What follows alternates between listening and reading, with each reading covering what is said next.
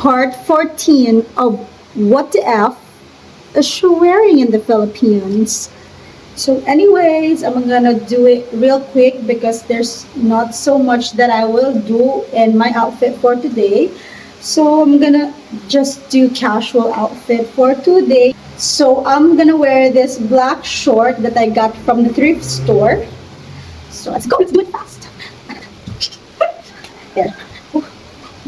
The fit looks good, just like that. And for the top, I'll be using this crop top polo that I bought also in the Ukay Ukay or in the thrift shop. So I'm your queen Ukay Ukay, no?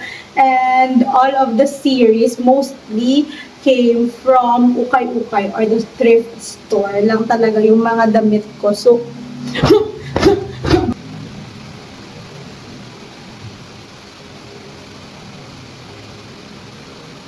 there.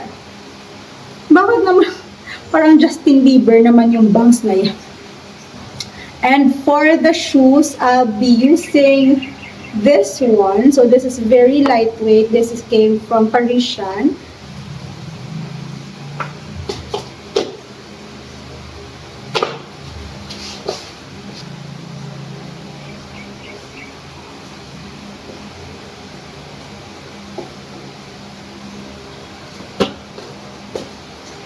Watch on.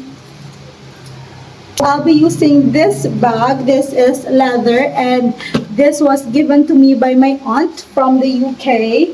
So yes.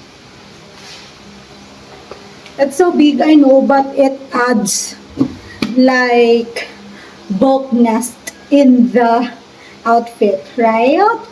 Right. And for the last and finishing touch, I'll be using this shades. So yeah, just a very dressed down and casual look for today. So let me do a quick 360.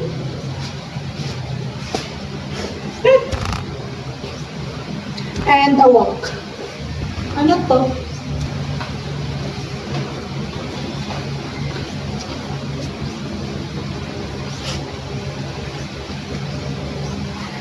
So that's it for today and thank you for watching. Bye.